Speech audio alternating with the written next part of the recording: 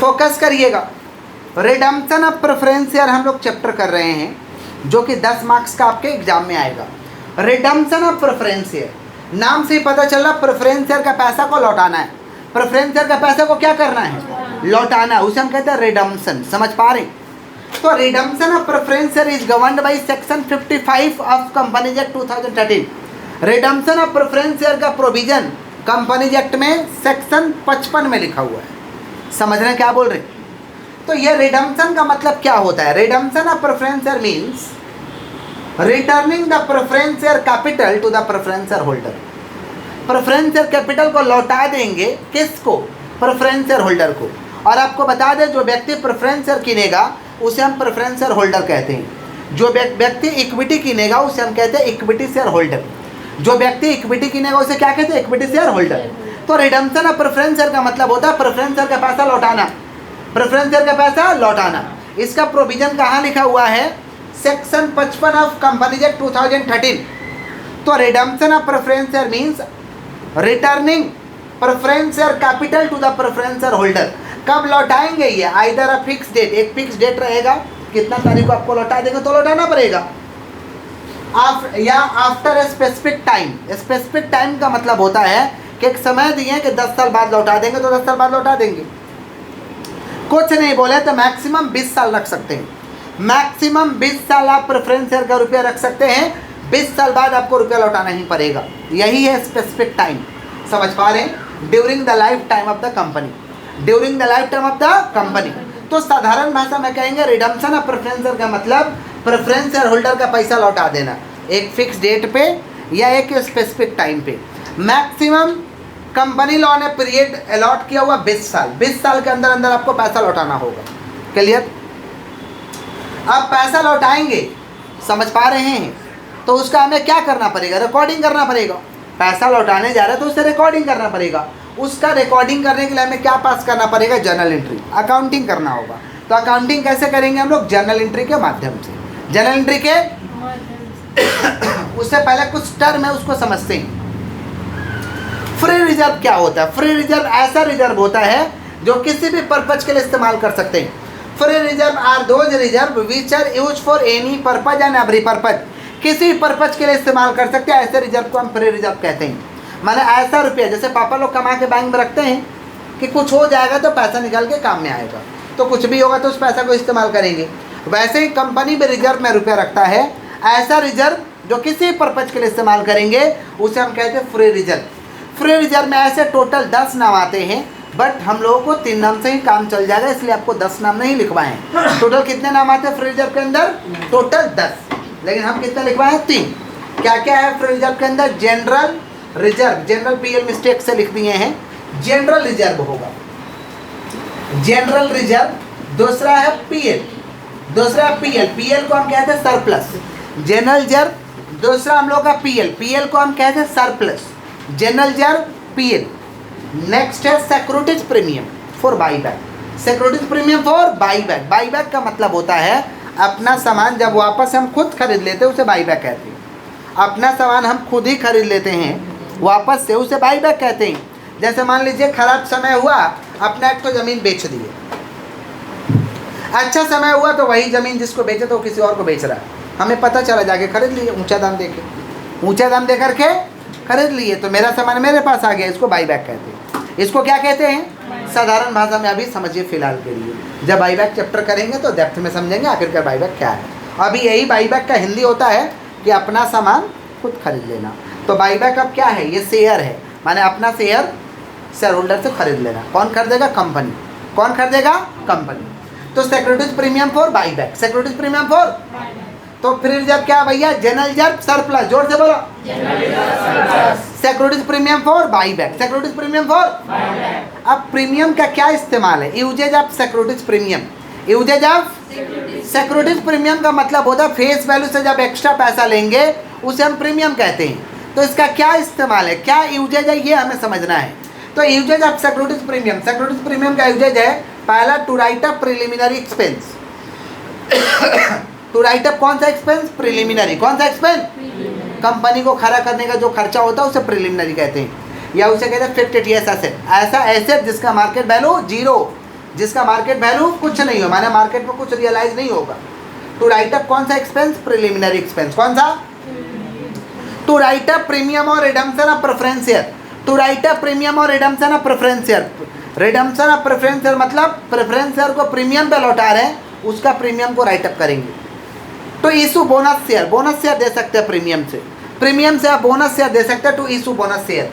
और लास्ट में है securities premium for buyback, buyback के लिए इस्तेमाल होता है। बाईबैक के लिए क्या होता है? इस्तेमाल। तो प्रीमियम का क्या क्या यूजेज है? To write up preliminary expense. बोलो क्या बोले? प्रिलिमिनरी एक्सपेंस को राइट अप कर सकते हैं। To issue bonus share, to issue to write up PORPS, PORPS माने premium on redemption of preference share, premium on redemption of preference share और securities premium for buyback, ये premium का uses है। Clear? Redemption of preference share का sum करने के लिए, पैसा लौटाने के लिए हमें कुछ अकाउंटिंग करना पड़ेगा। अकाउंटिंग किस फॉर्म में करेंगे हम लोग? जर्नल एंट्री में। तो जर्नल एंट्री हम कुछ लिखे हुए आपको समझाते हैं। सबसे पहले हम ड्यू का एंट्री करेंगे। समझने के लिए ड्यू हम लिखें। ड्यू का मतलब होता है सबसे पहले कॉपी में लिखेंगे कि किसको पैसा देना है। जैसे आपके दिमाग में जब तक नहीं दिमाग में चलेगा किसको पैसा देना है, तब तक आप नहीं दीजिएगा। आपके दिमाग में चलता है कि हाँ इसको दे देना उचित है, समझ रहे? फिर जाकर हम पेमेंट करते हैं। तो कंपनी क्या दिमाग में चलाएगा कि खाता में चलाएगा? कंपनी किधर चलाएगा भाई? तो क्या करेगा? अकाउंटिंग में ड्यू एंट्री करेगा। सबसे पहले कौन सा एंट्री करेगा? ड्यू का एंट्री क्या होगा? सुन लीजिएगा ध्यान से। किसका पैसा लौटा रहा है? Preference share. किसका पैसा?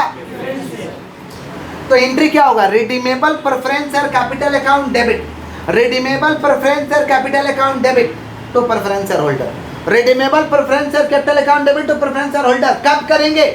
जब हम लौटा रहे पार पे। क्या चीज पे? पार माने जितना लिए तो उतना ही दे दे रहे हैं, जितना लिए तो उतना ही फेस वैल्यू ही लौटा दे रहे हैं। तो एंट्री क्या होगा? Redeemable preference share capital account debit to preference share holder. बोला redeemable preference share capital account debit to preference share.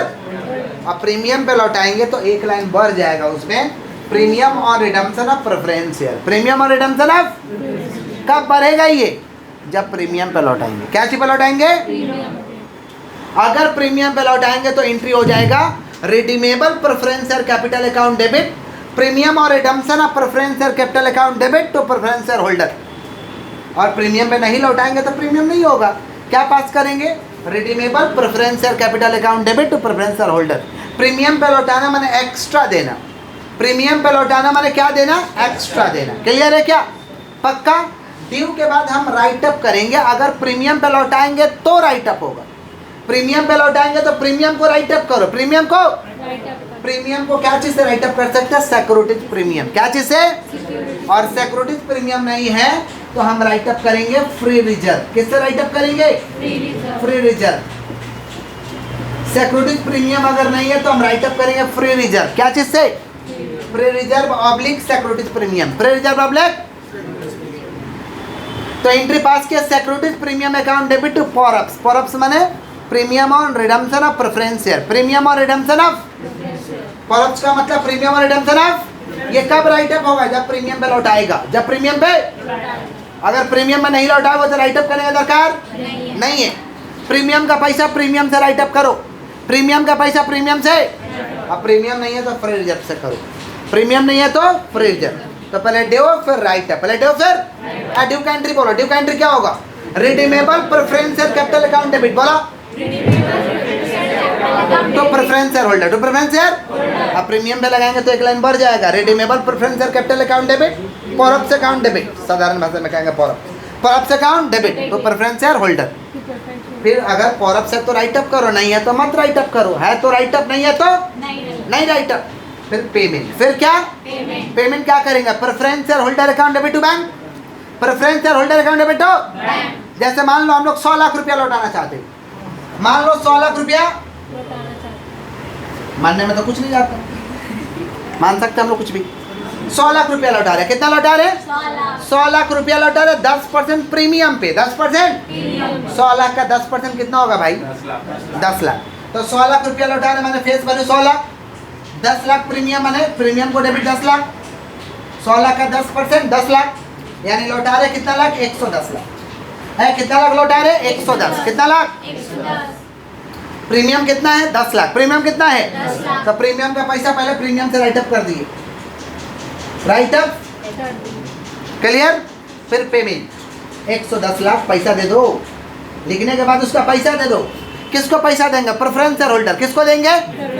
Payment का एंट्री क्या होगा? Preference share holder account debit to bank. Preference share holder account debit to, clear है।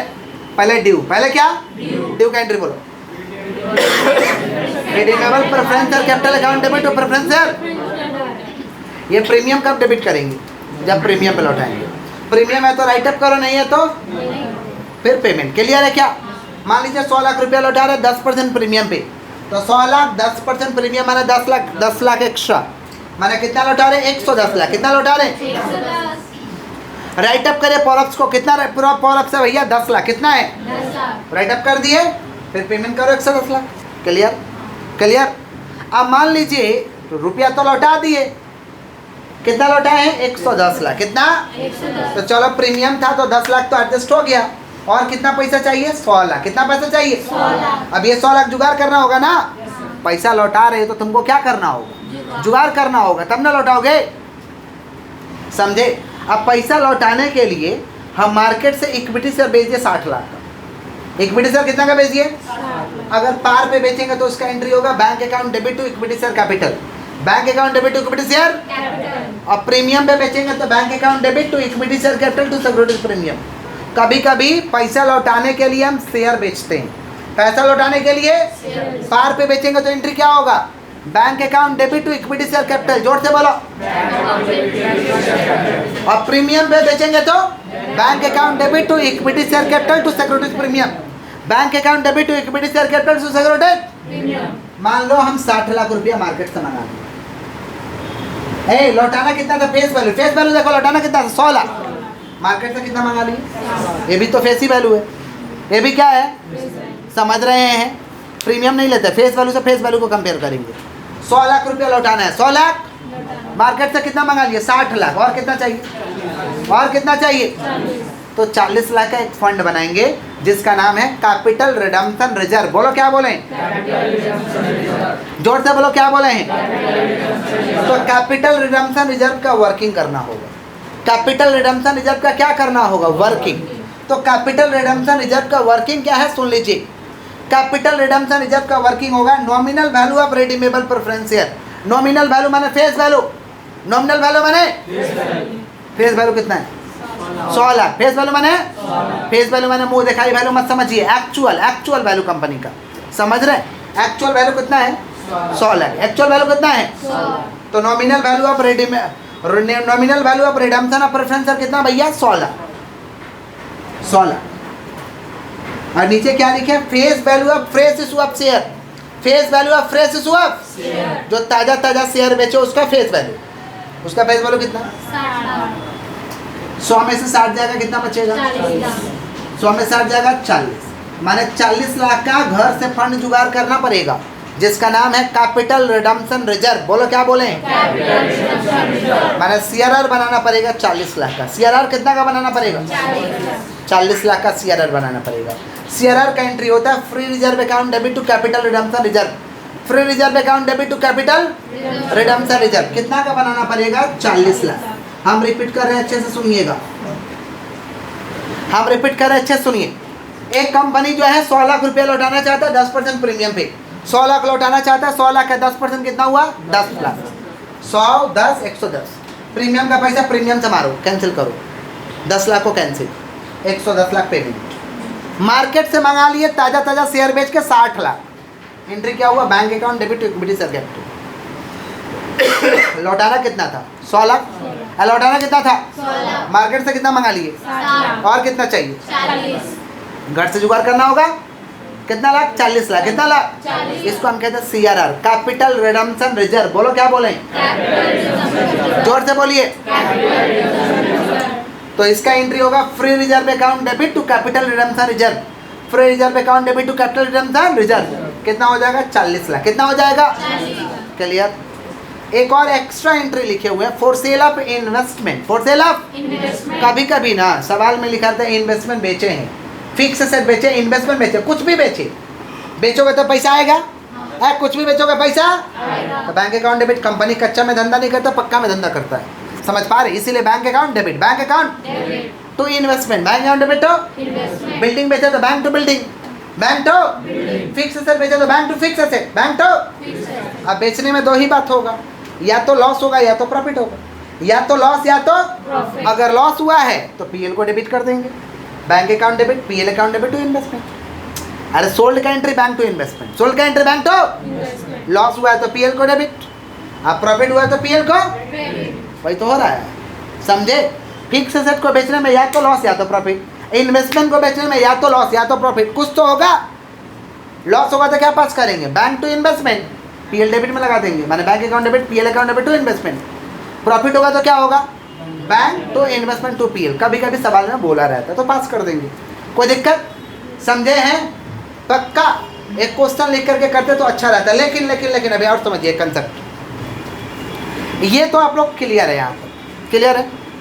कभी कभी ऐसा बोल देता, कभी कभी ऐसा कि कंपनी का ना शेयर 40 लाख का है, कंपनी का शेयर जो दरकार पर उतना का शेयर बेच लो, मार्केट से शेयर जितना दरकार पड़ रहा है उतना का शेयर बेच लो। लौटाना कितना है? 100 लाख। लौटाना कितना है? और घर से जुगाड़ कितना हो गया? तो और कितना चाहिए? तो 60 लाख का बेचेंगे। नहीं समझा क्या बोल? कभी कभी बोलता है ना कि 100 लाख रुपया लौटाना है और हम लोग के पास 40 लाख है, सीआरआर है 40 लाख। पहले ही बोल देगा सीआरआर, दरकार पड़े तो बेच लो शेयर। ये नहीं बोलेगा, इसमें तो बोला 60 लाख का बेचें। बोला जितना का दरकार उतना का शेयर बेच लो, जितना का दरकार उतना का शेयर। तो पहले क्या होगा? है भैया 100 लाख है, कितना है? 100 लाख। कितना है? 100 लाख। और 40 लाख अपने पास है तो कितना लेना पड़ेगा बाजार से? 60 लाख। कितना लेना पड़ेगा? तो ऐसे भर देंगे, यहाँ 100 लाख और 40 लाख जुगाड़ हो गया, मैंने फ्रेश से 60 लाख का करना हो। नहीं समझ में आया? दो बात बोलेगा सवाल में, दो बात। एक बोलेगा इतना का बेचे हैं, इतना का बेचे हैं। जितना का दरकार पर सीआरआर बना लो, तो बना लेंगे। आप पहले बोलेगा सीआरआर बना दिए, जितना जरूरत है उतना का बेच लो शेयर, समझे? तो निकालेंगे। क्वेश्चन लिखे तब ज़्यादा समझेंगे। कंसेप्ट क्लियर है सभी लोग का? पक्का बोलिए। लिखिए, एक क्वेश्चन लिखिएगा, लिखिए। PSC limited, PSC limited wants to redeem, PEC Limited wants to redeem preference share, PEC Limited wants to redeem preference share of rupees 100 lakh. 100 lakh इस पे इंग्लिश में लिखना, 5 को जीरो मत बैठाने जाना। 100 LAKH लाख या LAC। PEC Limited wants to redeem preference share आप रुपीज 100 लाख, आप rupees 100 lakh at 10% premium, at 10% premium, at 10% premium. हो गया, full stop. For the purpose of redemption, for the purpose of redemption company issue equity share, for the purpose of redemption company issue equity share, for the purpose of redemption company issue equity share, for the purpose of redemption company issue equity share of rupees 60 lakh, of rupees 60 lakh, of rupees 60 lakh, full stop। company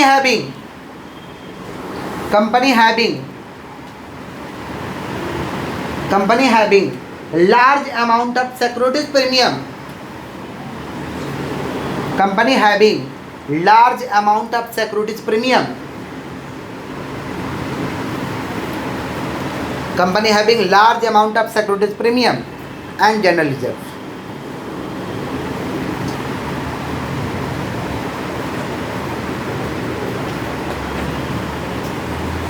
And general reserve. General reserve, full stop.